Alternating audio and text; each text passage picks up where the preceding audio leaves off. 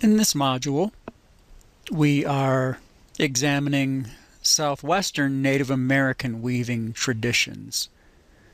We will first talk about the ancestral Pueblo and Pueblo of somewhat contemporary time, and then we'll do an even more intensive focus on Navajo weaving traditions, particularly since they tend to be more well-known weaving traditions in the late 19th century, 20th century, and 21st century.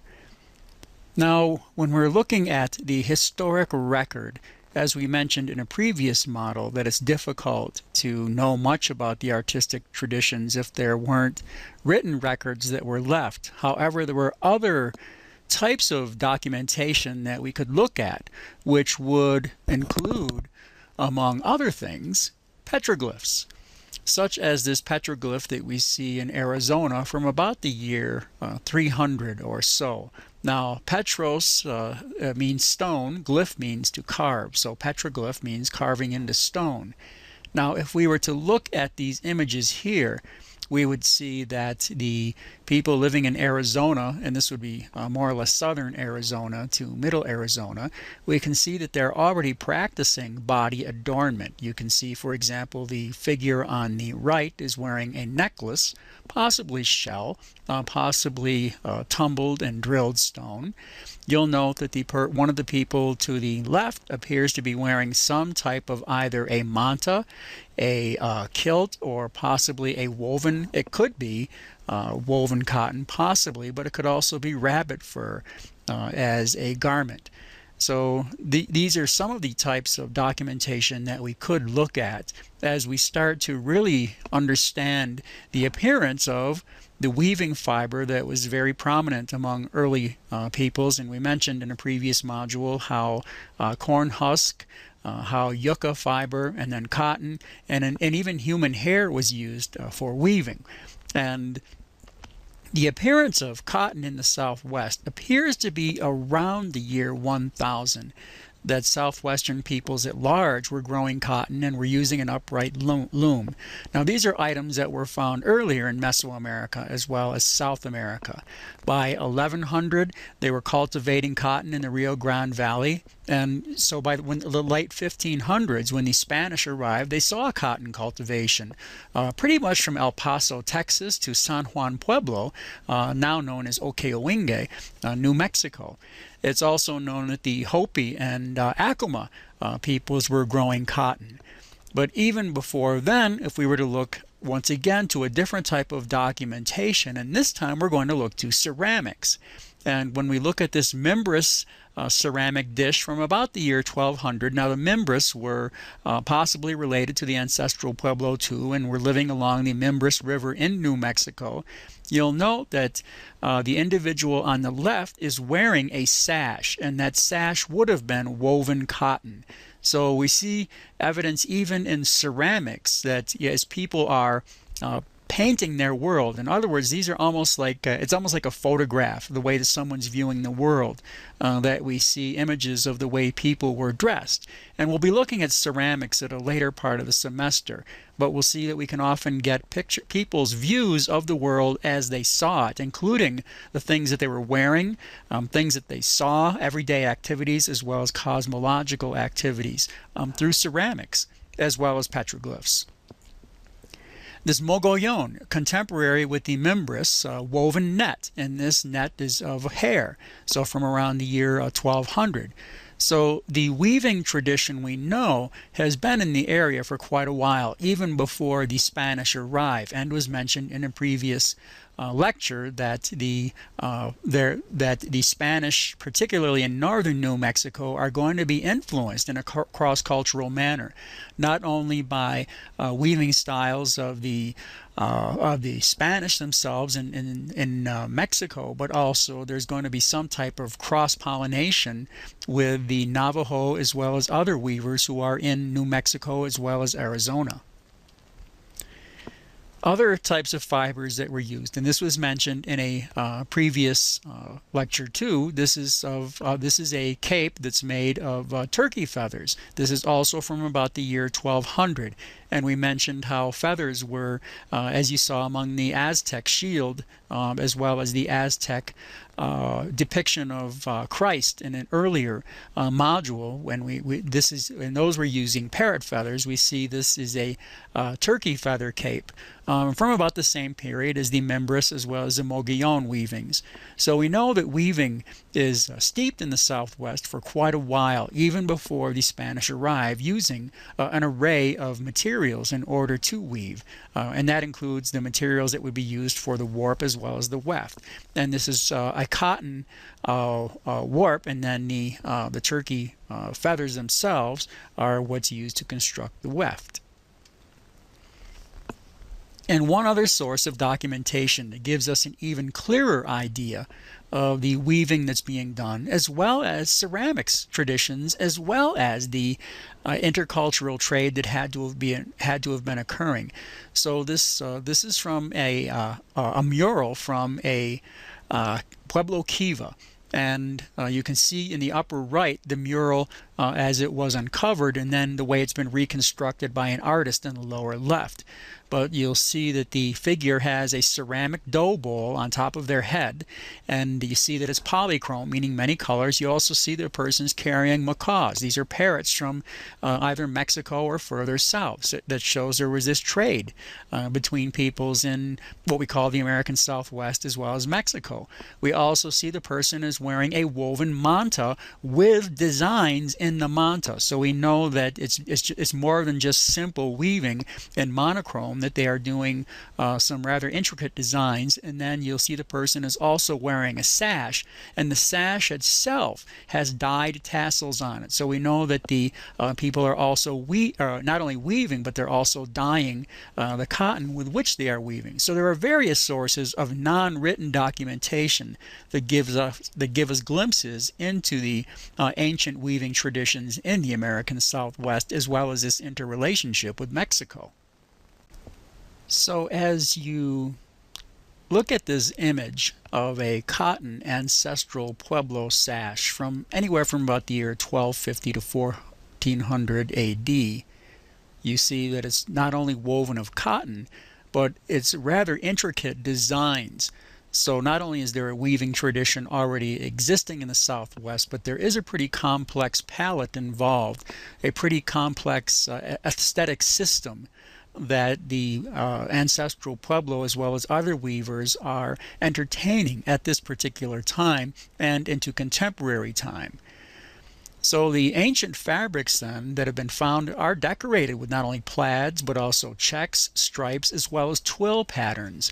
And this is achieved from variations in a warp-faced weaving process. And I mentioned in a previous lecture how you might go under one warp with your weft, and then over two, and then under one, and over three, under one, and then over one. And each time that you are going over and under, depending on the number of warps that you skip, you are achieving different patterns. And so you're constantly counting as well as evaluating the pattern as it unfolds when you're doing a repetitive pattern.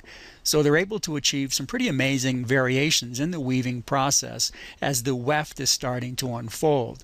So the weaver's changing the sequences of the warps as well as the wefts in order to produce the designs. So they're weaving each row from side to side, sometimes using a shuttle, as we mentioned in a previous lecture, or a stick that was wound with the weft thread for a more loom-controlled patterning. So we see this in ancestral Pueblo weaving, and we talked about this with pre-contact Native American weaving in Mexico, where they were using backstrap looms. So we know that this is going on for an extended period of time before the Spanish arrive, and that there's a pretty extensive design aesthetic before the Spanish arrive. What is going to come with the Spanish are going to be some of the, you might say, the mechanized technology, as well as some of the new colors, but there are also already color schemes in the Southwest and in Mexico once again before the Spanish arrive. But when Spain arrived, they do observe the native peoples making a variety of textiles then, and they were using cotton as their primary fiber. And those textiles would have been breechcloths, they would have been shawls, they would have been mantas, they would have been sashes, belts, leggings, excuse me, and even footwear. Now, what the conquistadors brought with them, as we mentioned previously, is sheep, which have wool, and this creates not only a culture but also an artistic change. Now, when men weren't farming, they were the primary weavers among the indigenous peoples of the Southwest. This would change somewhat among the Navajo when the Navajo adopt weaving, and we'll talk about that in a later part of this lecture. Now, in the days before spindles, then, or the mechanized spindles or the foot-driven spindles, the wool itself or the cotton fiber itself would have been spun by hand, and the spinner would have looked something like this man here. You'll note that he has a long stick, and the stick has, if you look at that discoid shaped implement on the stick itself, that's called a whorl. And that whorl is where the yarn itself starts to gather as you've attached the fiber to the pointed end of that stick, and then as you spin that stick, it starts to cause the fibers to twist together, and what they would call single ply, which is a single twist, it would create the yarn in that way. So your yarn would accumulate on that spindle and whorl as you see that Pueblo man holding. So that's the way that it would have been done in the day before the mechanized spindles appeared, not only in Mexico but later on in New Mexico. And then later on with the commercial yarns, it would have different ply than single ply as you would see in the Southwest. The image to the left shows a Hopi man doing a simple checked design, and you'll note that the type of weaving that he's doing, or the loom that he's using, is being hung from the ceiling. So this is a ceiling beam style of loom. So it's an upright loom and it's suspended from a ceiling. So you can see that it looks very similar to the backstrap loom, only instead of being against a post where it would be tied off as you saw in the previous loom, it's tied to the ceiling, and it's tensioned by the upper and the lower bars, but you also have a loom anchor, which is somewhat weighted.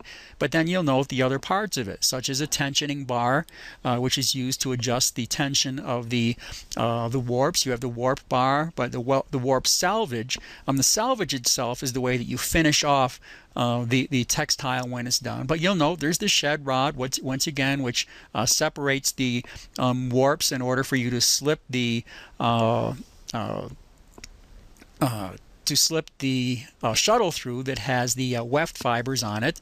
So it's very similar to the backstrap loom, however it's suspended from the ceiling. And with this type of loom also you're able to achieve a much wider textile, and so you'll see that this is going to look wider than the Saltillo textiles or the early Rio Grande textiles, because you're weaving it as one solid textile now rather than as two thin panels that are being stitched together. So the weavers in the Southwest are they're not only doing mantas but other garments. And after the colonizers, the Spanish, subjugate the Pueblos, they started to levy a tax on their new subjects of Spain and Mexico. And that meant that each Pueblo had to produce woven mantas in order to turn over to, in essence, the tax collectors in the church. And this became increasingly difficult, not only because of drought, as well as people are forced to weave rather than and grow cotton rather than their own food and harvest their own food. So it's drawing time away from their hunting activities, their agricultural activities, their spiritual activities. And people who were making weaving, for example, ceremonial garb and clothing, now had to produce these mantas for tribute. And the weavers and they did not appreciate this tax. They actually resented it because they weren't benefiting from this extra labor. They weren't benefiting from all of this work being extracted by Spain.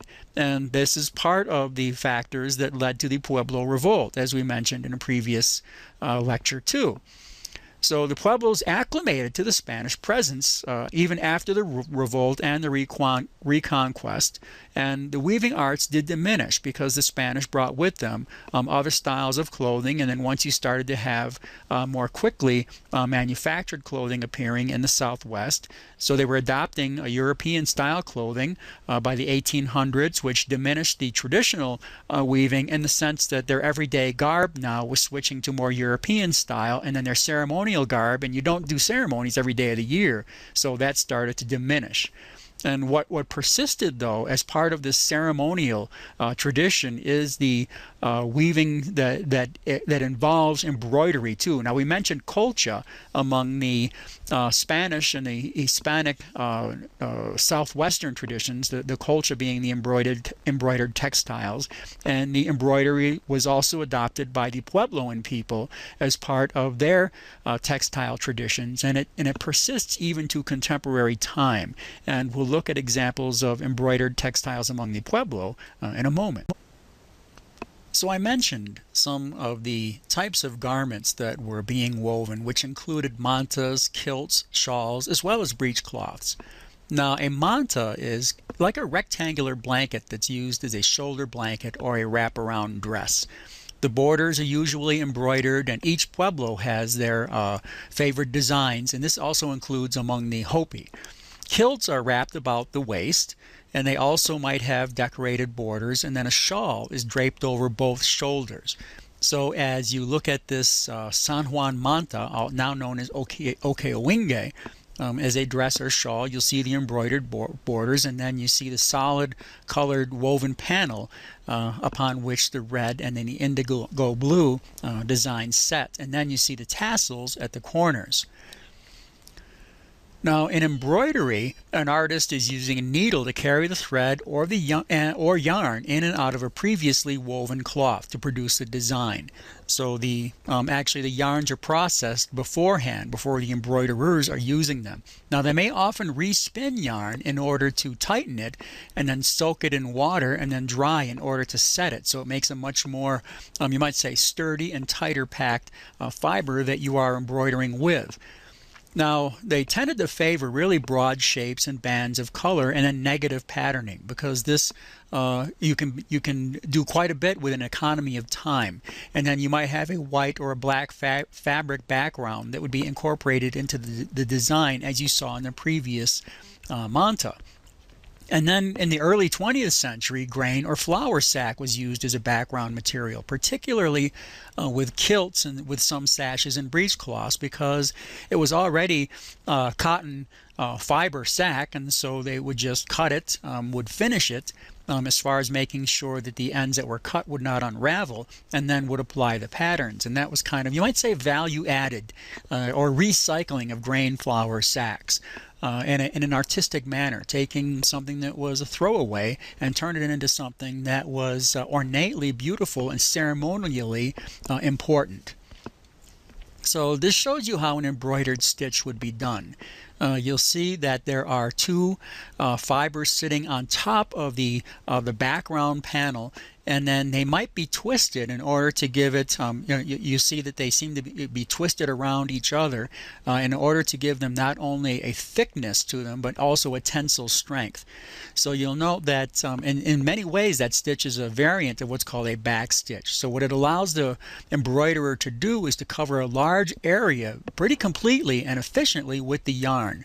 You can work designs in negative patterning, and very often it would be worked over a grid. And that grid itself, some weavers have actually lightly penciled them in contemporary time, but the actual fabric weave also allows you to do this, which makes it very easy to create really complex geometric shapes. And so as you look at this Pueblo embroidered kilt, you'll see that stitch pattern that was just previously shown to you and then you see the amazing patterns that can be produced, and how the background color, you'll see that cream color, is used as for some of the striped patterns that you see in the designs at the sides. But you also see that the background cream color of the kilt also encloses those half diamonds, or those half stepped diamonds that you see on this kilt. So this shows you how you not only embroider the pattern, but you use the background color as part of the pattern. You see the same thing with this sash. This is a contemporary sash, so it's a woven cotton, and then it shows you the designs that can be embroidered on this sash, and the pattern or the grid of the sash itself allowed this person to create these really straight bands of color. And then you see the two central diamonds on one of the panels, and then within the panels you see the triangular shapes opposing each other, and then the white background of the host cotton panel.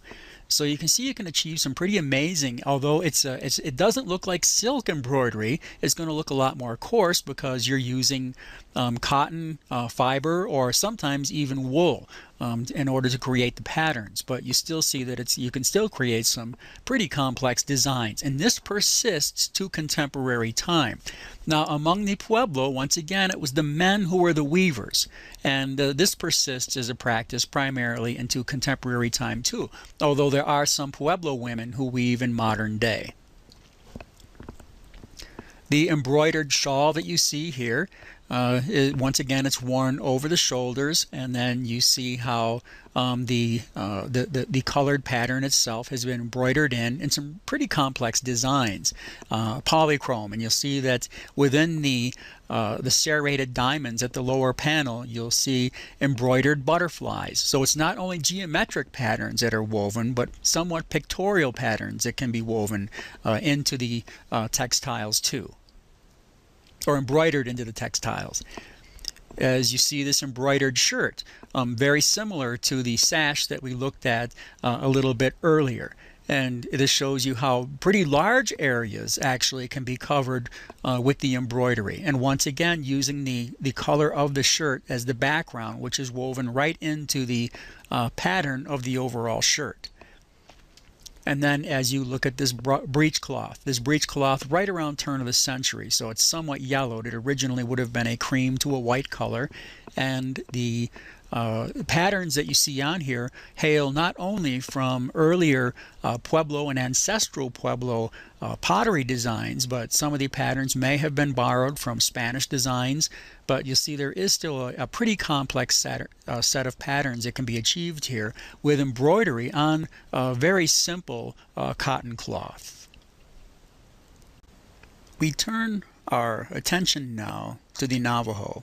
And as you look at this image of a Navajo woman outdoors with an upright loom suspended from cross branches in a tree at Canyon de Chelly, this turn-of-the-century photograph, it's a rather idyllic image, and you'll note that the person sitting at the loom is a woman. And among the Navajo, it's primarily women who do the weaving. And there are several explanations of how this came to be. So we're now going to focus on Navajo weaving, and this is what we'll close our module on, with several sections on Navajo weaving.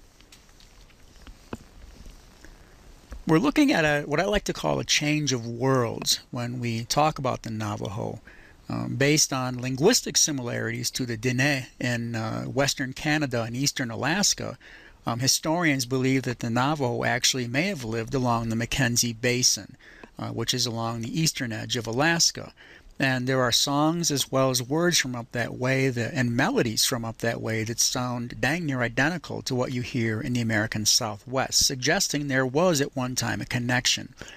It's thought that they migrated in several waves along the Rocky Mountains around the year 1200 to regions that they inhabited when the Spanish met them. Now, there are various, you might say, anthropological, archaeological, as well as cosmological explanations of what actually occurred. But since no one was there to witness it, we can only hypothesize of the Navajo appearance in the Southwest. Now, Navajo mythology emphasizes movement as well as balance, and we'll see that as it's carried out in Navajo weaving. That you see that humans or hero twins are often traveling for sacred knowledge and for healing power, that they have prayers that are going to include balance and beauty in every direction as being traveled, that balance and beauty must be continuously recreated, that the universe is orderly, and it includes the unity of interrelated elements, and one of the ways that we could say it's really exhibited in a very physical, tangible, artistic, beautiful way is in Navajo weaving. There is this striving for balance, that there are good and evil forces that coexist. This is part of the balance. You don't know good without evil. You don't know evil without good. So the challenge throughout the entire life is to maintain or to restore balance. It's not only a communal concept, but it's a cosmological concept.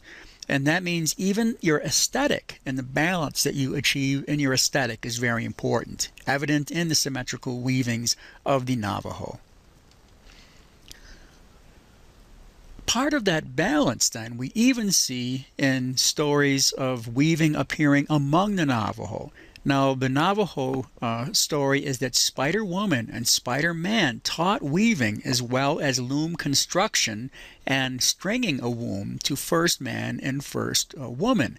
Spider Woman actually taught the weaving, and Spider Man taught how to set up the loom and how to, what they say, warp it, which is to put the warp threads on it. And then those responsibilities carry through right to today.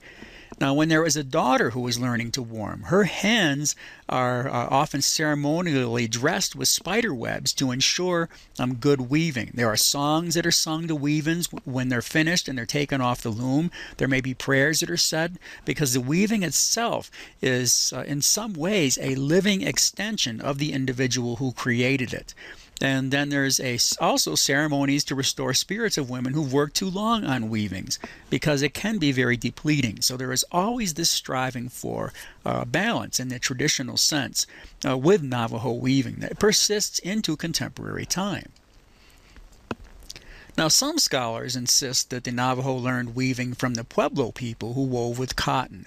And then when the Spanish brought the churro sheep into the territory, the Navajo adopted the sheep because it was not only good to eat, but you could use the wool for weaving. Now, part of the historical explanation is that when the Pueblos, just after the Pueblo revolt, to escape the wrath of Spanish soldiers as they were returning to the region, fled part of the northern New Mexico all the way down to the Rio Grande. And some of them went to the west and they took refuge with the Navajo after the revolt. And then they intermarried, and then there was an exchange of ideas, so that Pueblo men married Navajo women. And the Navajo women, it's believed, could have learned the weaving then from the Pueblo men. And one of the things that we have to understand among the Navajo too is they are matrilineal, which means that the bloodline goes through the women, the clan goes through the women. And so it escalates in some way their economic importance until the appearance of trading posts in the Southwest. Others suggest that the Navajo could have learned weaving as slaves, not only among the Mexicans, as was mentioned in the reading, but even as slaves among people in New Mexico territory. So there, hence the term slave blanket, as has been mentioned. So they could have learned it as slaves. They could have been all three. All right, but once again, no one was there really to notice, to observe it, so it's all hypothesis. And when someone says, well, which was it? Was it Spider-Man, Spider-Woman? Was it among the Spanish? Was it as slaves? Was it from Pueblo men? And I just answer yes. All of the above. And regardless, by the late 1700s, Navajo weaving, whoever it was picked up from, was gaining international attention. So the earliest surviving blankets are from the late 1700s and the early 1800s. Now, the original colors that were being used would have been your natural wool colors, such as white and brown. When the blues appear, it would have been blue corn and blue clay, that there would have been cochineal, as we talked about in the previous set of lectures that the cultured cochineal beetle from Mexico. There were also the natural vegetal dyes. There could have been yellow and green from rabbit weed or red from juniper ashes. These would have been all sources of color in the early weaving. But the primary colors were white and brown. And then the loom, this is a diagram showing you the upright loom, as you'd see very often used by the Navajo. This style continues to contemporary time, and you'll see the where you see the fork and the tree trunks would support the upper loom beam. You see the lower loom beam that's attached to the bottom, and then you also see a tensioning bar, which is where the rope that ties around it is pulled tight in order to pull the warps tight. And you'll note that the basic construction of the loom is very similar to the ceiling loom that we saw among the Pueblo Hopi, and but however, where the fibers are being packed down, you'll see what's called a weaving fork or a comb at the very lower center, and that's what the woman uses to beat down the warp threads to pack them as she's going back and forth with the weft yarns. So this slave blanket from about 1860, if you look at it, it has several, you might say, design influences. Because if you look at the central diamonds as well as some of those curly patterns, they could have appeared in earlier Saltillo textiles. When you look at the banded patterns, they also could have appeared not only in the Saltillo along the borders, but also could have appeared among the Rio Grande textiles as they emerged in New Mexico. So this is once again an intercultural influence that was probably woven by a Navajo woman while she was a slave. So, and actually what's very important to notice at this particular time too is when there are different treating and intercultural negotiations, whether it be with the Navajo and the Mexicans or Navajo and people from the United States, that the Navajo are constantly saying, will you stop stealing our women and turning them into slaves? This is very, very quickly mentioned by the Navajo as part of the what's creating the tension and the conflict between the Navajo and their neighbors. And Navajo women are being stolen by various tribes and sold into slavery. So it's very feasible that some of the Navajo women could have learned how to weave as they were slaves, and could have been learning how to weave from various people who were weaving either the Saltillo as well as the Rio Grande manner of textiles.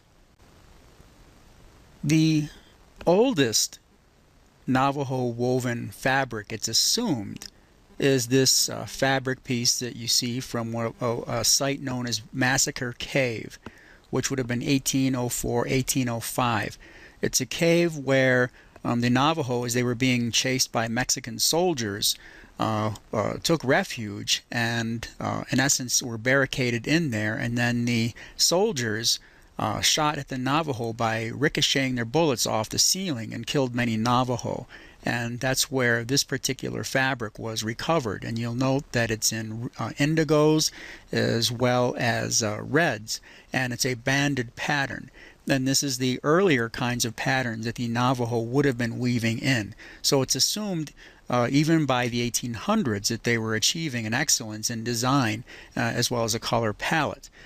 These other fabrics that you see, though, that will show you some of the type of influence when we look at banded and striped patterns, that you see these Hopi blanket to the left.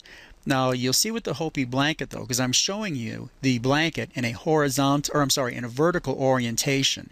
Actually, as you're wearing the blanket, it would be horizontal to the ground, so that it would wrap over your shoulders, and that the stripes themselves would be perpendicular to the ground, as compared to the manta, where the stripes would be horizontal or parallel to the ground. So we're going to see how these types of patterns could make their way into Navajo weaving, such as you saw in the previous example, and then would be most exemplified in what are considered classic period Navajo weavings. And so when we are looking at this image that was rendered by an artist, an Austrian artist by the name of Karl Bodmer, and this would have been around late 1820s or early 1830s, of a Piegan man on the upper Missouri River. So this is the Great Plains. So this weaving is being worn by a man, and this man is he is on the upper Missouri River. That means he is a good 1,500 miles away from Navajo territory. How did this blanket get there? It shows you the extent of trade that was occurring between the tribes, because this may have made its way through trade to the Mississippi River and then traveled through Indian traders all the way up to where there was the confluence of the Mississippi and the Missouri River, and then made its way along the Missouri River all the way up to the upper Missouri River. Regardless, this is what would be called a first phase Ute-style chief's wearing blanket. Now, it wasn't worn only by chiefs, but very often chiefs were affluent enough to be able to afford this kind of blanket by the time it made it that distance, because every time it changes hand, there would be value added. In other words, it would cost more and more the further it traveled away and the more hands that it was passed through. So we see that Navajo weaving is not only being recognized by the Spanish, but it's being recognized by other tribal peoples outside of Navajo territory. So Navajo blankets were worn in many different manners, depending on what a person was doing, as well as how they preferred to wear it. You could place them on the ground to sit on. You could use them as early saddle blankets. They could be used as tents because the lanolin would still be intact. The lanolin, once again, is that oil that covers the wool and gives it not only a tensile strength, but makes it somewhat waterproof and dirt-proof. So they're made with particular attention, though, to detail and symmetry, even when we're looking at these striped patterns. Now, the earlier patterns then were probably modeled after the Pueblo and Hopi designs, as we just mentioned.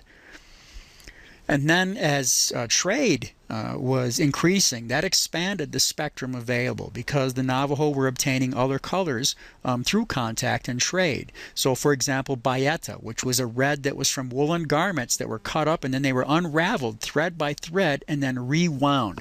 Now, there's a popular story that they got the bayeta by stealing the uniforms of dead Mexican soldiers. That's kind of well, it's kind of a silly story. It may have been done by some people, but that's not the main way that bayeta was gathered. All right, that it was mostly woolen garments, and it wasn't just uniforms. There were also Saxony yarns that were imported from Germany from 1850 to 1880, and so different yarns gave them a wide range of not only reds but blues, greens, yellows, and white. So as we delineate weaving periods, what would be called early classic then would be 1650s to 1800 or 1850s. What's considered classic would be 1850s to about 1864. 1864 would be the year of the Long Walk. You would have transitional, which would be the recovery period, 1870s to 1890s. You would have the rug weaving period between 1890s to 1920s. Revival, 1930s to 40s. That's about as far as we're going to go in this class. There would be regional from 1940s to present time. Something we have to understand, though, is most Navajo don't know their periods. They know that it's today. That as far as any of these designations here, these have been created by art historians, scholars of Navajo weaving, so that they have a shared lexicon, a shared language to be able to describe when someone says, oh, this is a classic style weaving, that the other person who's listening to it is able to visualize right away and even know the type of not only the wool but also the colors and even the patterns that would have been involved and by naming something within that time period. So this is, once again, it's a 2020 hindsight, you might say aesthetic and design vocabulary that's being used by art historians. So what we're going to do then is look at representative samples of weaving from pretty much from well, we just looked at early classic, but we're going to look at classic through early revival period in the rest of the lecture set. As we are examining how historians visualize the evolution of classic period designs, we also understand that we're doing this in contrast to the Navajo worldview is that it's not necessarily a conscious set of changes that have occurred where the weaver is conscious of their place in history as a weaver. That they are just weaving and that Spider-Woman is working through them to help them create the designs. Within the design patterns, though, we see that some of the common features is that many of the blankets that were woven actually have two centers, and I'll explain that once we're looking at some of the images, where there would be one on the back as well as one on the front, where the ends of the blanket actually join together in front of the person who's wearing the blanket. Now, early weavers also left a small hole in the center of the blanket in order to honor Spider-Woman, but traders refused to buy those blankets, so that hole eventually vanished and may have taken form in another part of the blanket, for example, with what they call spirit lines, possibly. So the hole might have become a line instead, but in some way to acknowledge Spider-Woman, and the story itself may have changed. So early designs, as we mentioned, would have been the plain stripe, and that could have been directly influenced by the Pueblo, and it was the most common style among the Navajo until about the 1980s, plain stripe and then small designs inserted. And we saw it in the early paintings, such as the Bodmer image that I showed you, as well as photographs of that time period.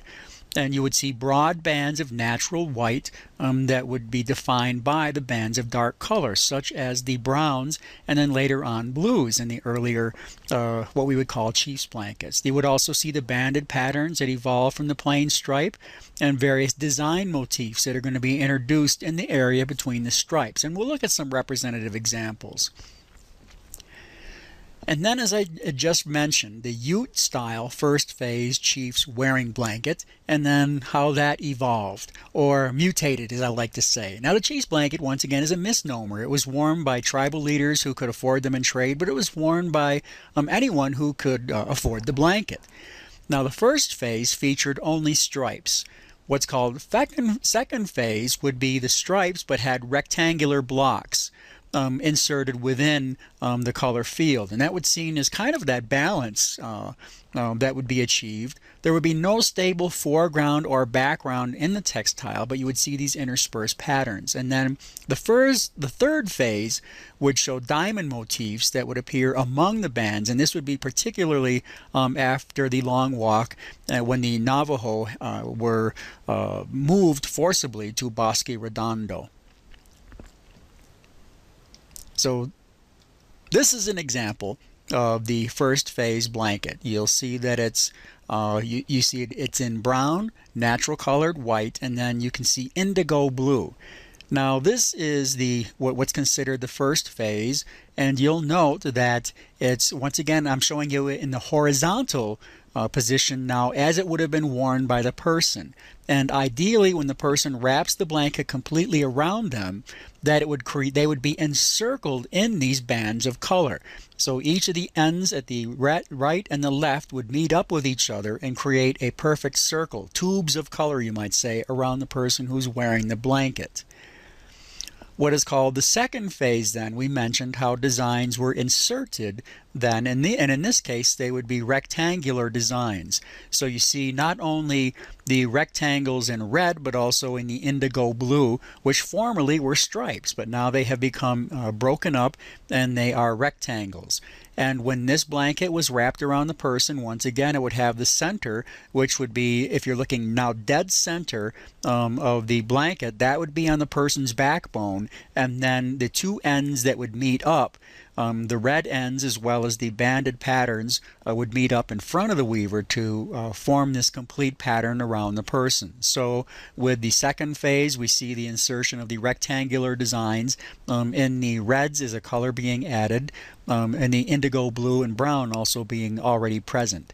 Now when it went from first phase to second phase, no one knows who did the first phase or the first second phase.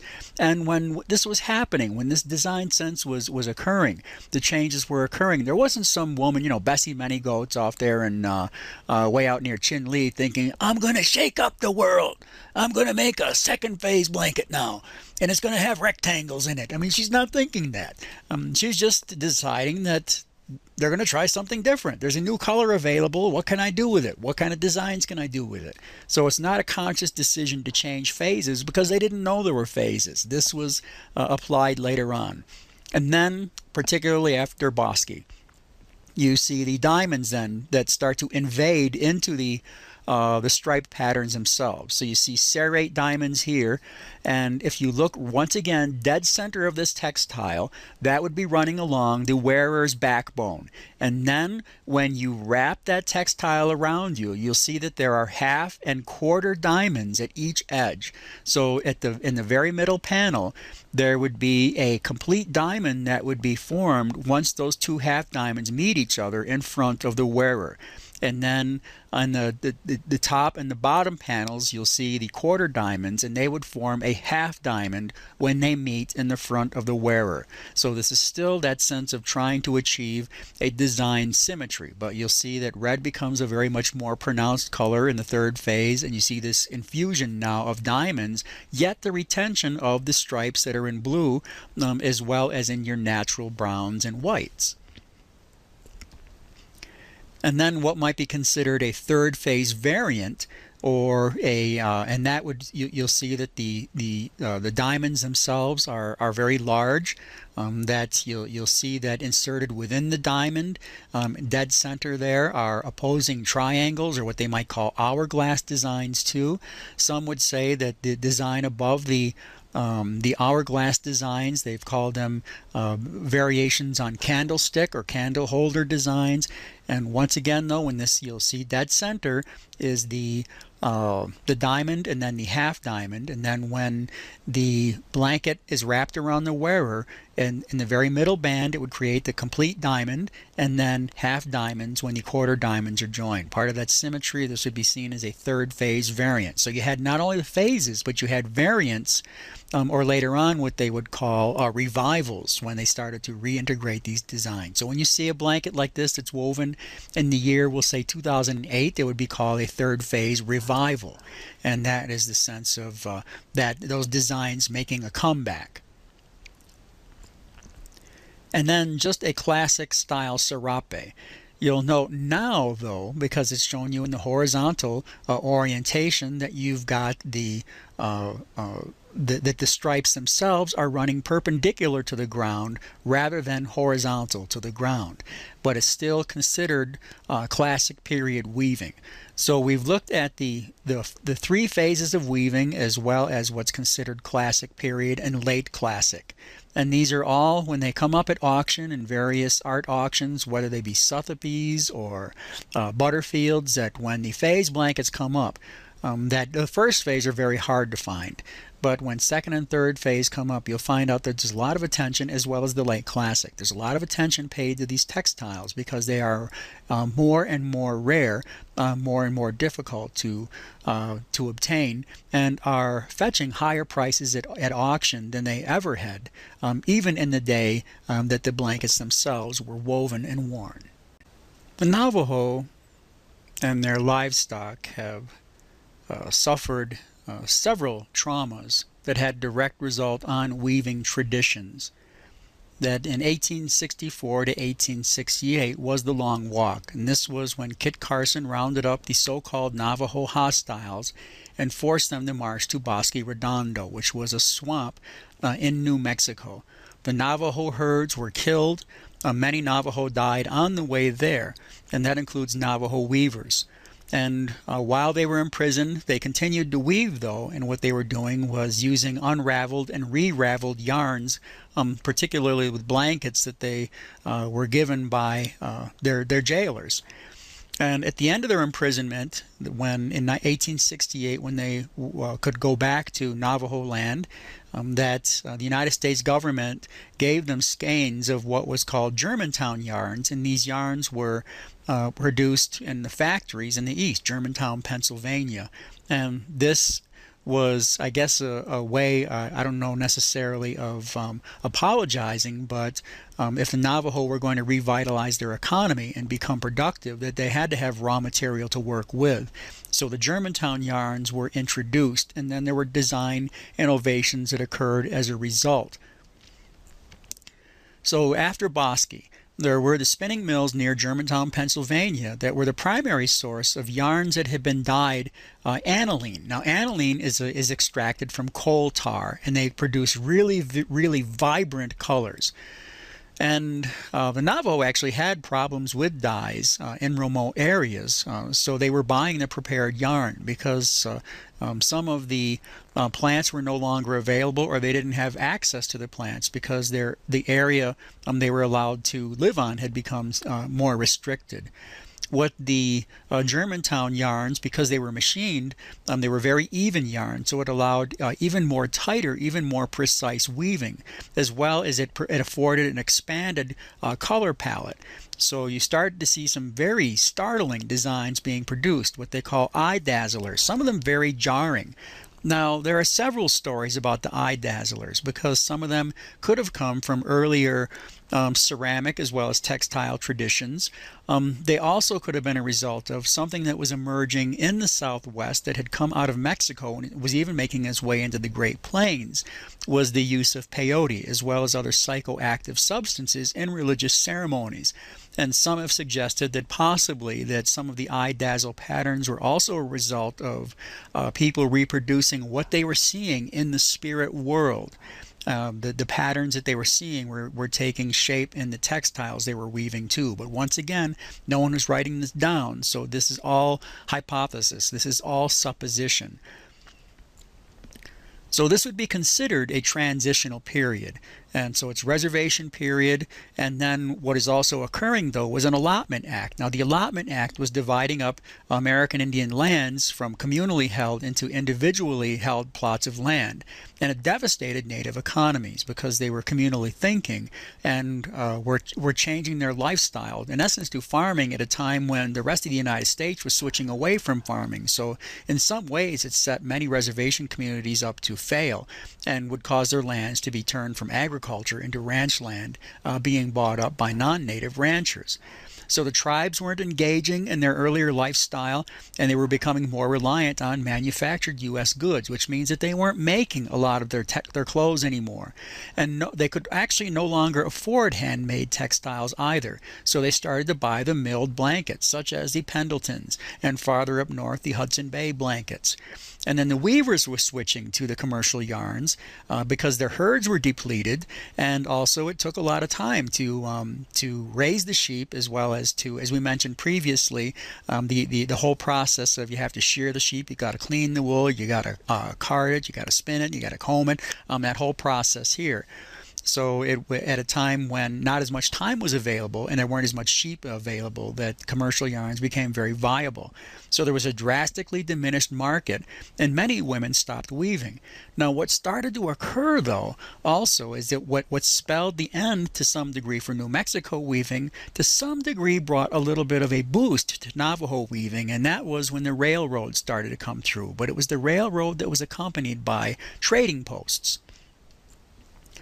So as we look at this Navajo manta woven about 1880, you'll see that it has that very rich red, that it's a very deep black, and that black probably would have been a dark wool that was dyed black to give it the intensity of the black color.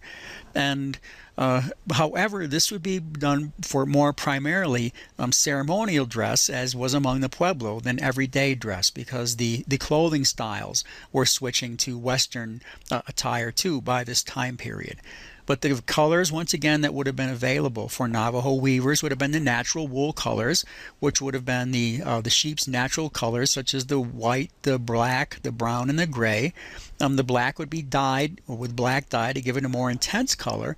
The gray might be carded as a mixture of black and white. Now what this meant is that you were taking black wool and white wool, in much the same way that you would mix paint, you would mix the wool together and you would comb it and card it in that way to produce the various shades of gray. You would also do this with some of the natural colors, such as the brown and the white, to get the different shades of beige. So you had the natural wool colors available. You had vegetal dyes, that also were available, although probably more limited and then more expansive once you had this resurgence from native reservation plants. Now, the vegetal dyes, you would boil the plants to extract the color, and then you would use a mordant, which was usually some type of acid that would be added in order to fix the color to the wool itself. And then the wool would be cooked in this mixture until you got the right shade of color that you wanted. Now, the native colors would often have a soft, what they would call pleasing light earth tones, or what you would call pastel colors, very often similar to the pastel landscape that you see in the Southwest. And then also what was mentioned was the aniline dyes, which were commercially introduced by around 1870. And you would get the really bright colors then, such as the red that you'll see in ganado rugs, which we'll see an example of. The vivid hues that you would see, a whole range of hues in the Tisnos Post, which we will not go into in this one. And then the types of contrast that you would get in some of the pictorials, such as in the Yays or the Yebichays, which we will not look at, but we'll look at some of the pictorials in this lecture. And then you would have these really bright colors, such as the eye dazzlers, that would make Navajo weaving commercially known. There would be several reasons, though, why Navajo weaving would become very commercially viable, and we'll talk about that in the next lecture section. We focus on this eye dazzler to illustrate several ideas. One being, if you look at the top and bottom of the textile, you see there is a railroad engine as well as the railroad cars moving along the railroad track, an important transportation and communication innovation in the Southwest. You'll note the very bright colors and the dazzling pattern created here with these serrate diamonds. But if you look at that diamond dead center, it looks astoundingly similar to the diamonds that you would have seen in Saltillo as well as Rio Grande and then later on Chimayo textiles. If you were to look at this textile long enough and then look away to a white surface, you'll note that those red colors turn to green. And I mentioned that in a previous lecture about the interaction of our perception, the rods and cones in our eyes with colors that are complementary. So the purples would turn to yellows in the after image, the yellows would turn to purples, the reds would turn to greens, and if you had greens, they would turn to red in the after image. So this eye dazzler is they're very, very loud in color, and this isn't the only style of eye dazzler. Some of them are just jagged, almost look like lightning stripes, repetitively run across the textile. Do a keyword search for eye dazzlers and look at a few of them. But it shows an important transportation innovation, and that is the railroad, because the railroad would also accompany then what we would call the trading post era. Because during the 1870s, posts were opening up on the reservation, and the traders themselves had to be licensed by the United States government, and trade was being done through barter. So it wasn't a cash economy, so it was either by barter, by pawn, or by ledger, or by tokens. The Navajos didn't care for paper money. It really had no meaning to them, so they preferred to deal in something that was more tangible rather than pieces of paper. And the rug period begins right about this same time period. So in order for the traders to be successful, though, they have to have not only a way to get the goods that they're trading to the Navajo, which means the railroads that are bringing goods from the east, as well as from the west by this time period, the west coast, but they would also need a way for the goods that they are purchasing from the Navajo to make their way to other markets. So an early trader was Lorenzo Hubbell, who founded the Ganado Trading Post, which is a National Historic Monument now that you can still visit in Arizona. So you see this image of Hubbell as a young man in a wagon laden with Navajo textiles, and then a Ganado rug. Now Ganado are noted in particular for the very bright reds, because Hubbell actually preferred that in order to achieve that really deep red that you would dye the wool twice sometimes. He even had a saying was to many of the weavers that he's noted as having said, you can use any color in your rugs as long as it's red. He really did prefer this palette of the soft grays, blacks, whites, and reds, in particular the red, which gave it that distinctive look. So we would see this as the beginning of rug period, and with rug period, where the different trading posts have distinctive styles that they become known for. So whether they be Ganado, whether they be Tisnos Post, whether they be Crystal, and whether they be Two Gray Hills, rug period, each post is going to have a distinctive look, a distinctive palette that they want their weavers, and distinctive designs they want their weavers to use too. So Hubbell's probably the most known of that period. He was a clerk at Fort Wingate, Arizona, and then set up his own post at Ganado, which is kind of west of Window Rock. He named the post after a friend whose name was Ganado Mucho. Now Hubbell's pretty innovative because he also introduces craft workshops to teach Navajo men how to do silver work too. So he's doing Navajo, he's working with the women for weaving, and then Navajo men for silver work later on. So he's quite the entrepreneur, but you could say some of the early art institute in the Southwest is a result of his effort. He eventually owned and operated 17 posts, and this is while Ganado was still a remote area that he's doing quite well. If you ever read his memoirs or a book about him, this guy led an Indy Jones kind of life. So he encouraged high quality. He didn't buy weavings that didn't meet his own standards. For example, if there were cotton warps, because sometimes the weavers would use cotton thread for the warp, he wanted his textiles to be completely wool. So it had to be sheep's wool warp and weft. If it was a loose weave, he wouldn't buy it. He wanted a tight weave. He encouraged that red, now known as the Ganado red. He wanted the weavers to use that double portion of dye to make sure it had that richness of color. He even commissioned an artist to paint oil paintings of the designs he liked, and he asked weavers to approximate those designs. But where did those designs come from? Some of them came from his own mind, but we'll show another area where the influence for Navajo textiles might have come.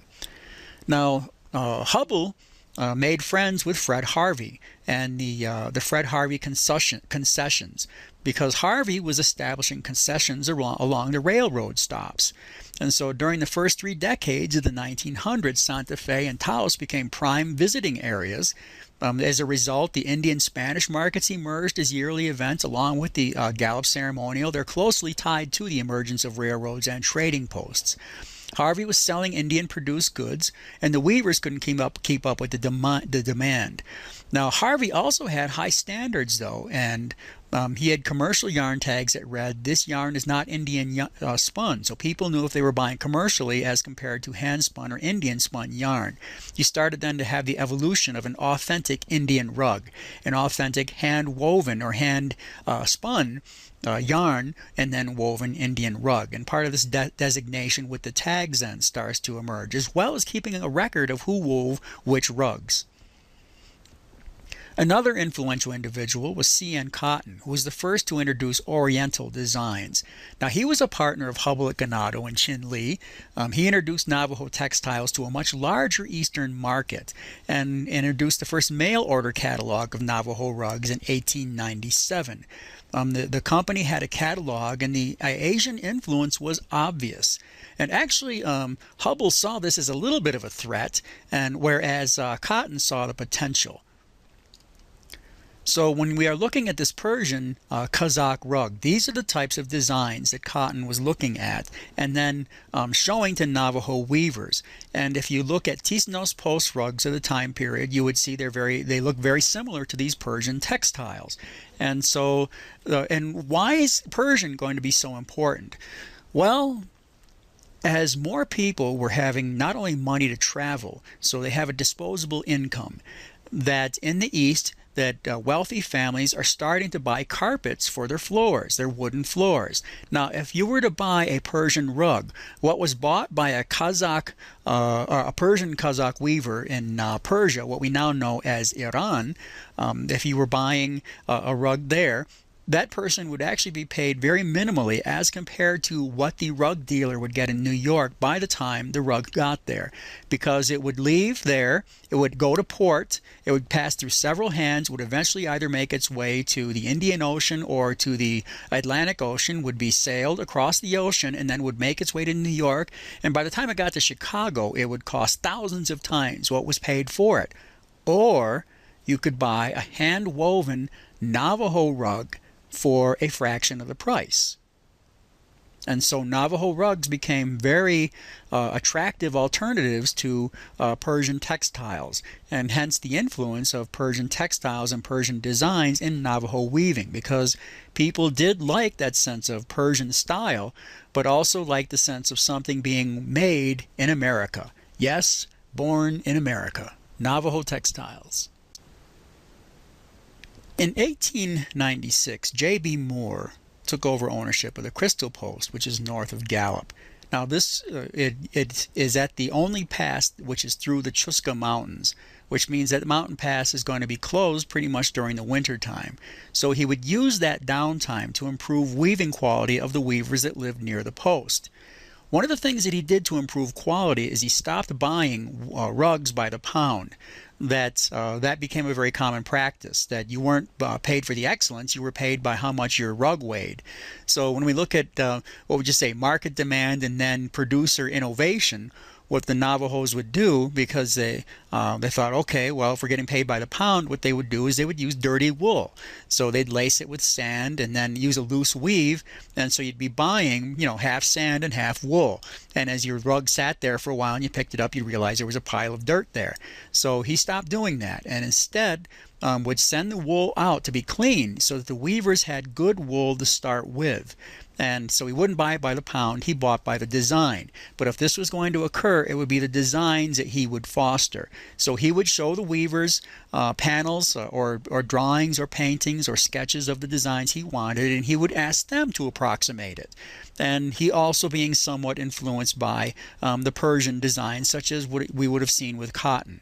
So when we're looking at the J.B. Moore Trading Post circa 1910, as you see the photograph, you'll see that you have the goods that are hanging behind the counter. Those are being sold to the Navajos, and the Navajos are bringing various goods with them in order to trade for the goods they need. So it would be not only the silver work and the jewelry, but also the blankets and the rugs and the like. Mostly rugs. And this had to have been a strange transition also for the Navajos, because they're used to weaving things that you would wear, and now you're weaving things that people would only walk on, or later on would only hang on the wall. I mean, who walks on the wall? But if you're looking at the textile to the right, then this would be what they would call a storm pattern, which shows at the four sides the four sacred mountains at the four ends of that of the appendages there that radiate out from the central rectangle. And the rectangle stands for, in essence, Navajo land, as it's surrounded by the four sacred mountains. Something you'll also notice as part of this pattern, though, is what some would say it's a swastika, and others would say it's whirling logs. Now this is 1910, and it's an old design in the Americas. However, this design would be soiled by the year 1938 by the Third Reich in such a way that the Navajos would say they would never put this pattern in any of their jewelry or textiles ever again. So in a relatively short period of time, a very important cosmological sacred symbol that's part of an important story, a creation story among the Navajo, would cease to be used because it had been poisoned in the minds of the outside. It doesn't mean that they don't observe it, but it would no longer be used because it had been so damaged by the Third Reich. Now the Third Reich and Hitler didn't get the swastika from the Navajos. That also existed in Asia, and it's even a symbol of eternity in what we would call the area between India and China. All right, that it stands for eternity. It could stand for the sun. It could stand for fertility. There are various meanings behind the swastika, but the Third Reich ruined that for everybody. So Moore was inspired by Oriental rugs, and he also had his own imagination. So he showed pottery sherds, for example, pottery fragments to the weavers, but the weavers also saw them scattered around the countryside. There were people living there before the Navajo were there who produced pottery, and sometimes they used those designs. He also produced a catalog for mail order, and then his designs are considered some of the forerunners for the Tisnos Post, which I encourage you to look up online, as well as two Gray Hills styles that would come later. So to show you some of the crystal rugs then, if you remember that Persian textile, the Kazan textile I showed you a little earlier that had 3 central diamonds, you'll see how this textile on the right could somewhat be similar to that, although the border is very drastically different. You'll note though that there is that sense of a design similarity. And then with the the early crystal rug that you see to the right, and you'll see the interwoven swastika symbols. And this shows you, in essence, the design sense that the Navajo weavers had of this time period too, working with a somewhat limited palette, and yet an amazing sense of symmetry in the designs they are creating.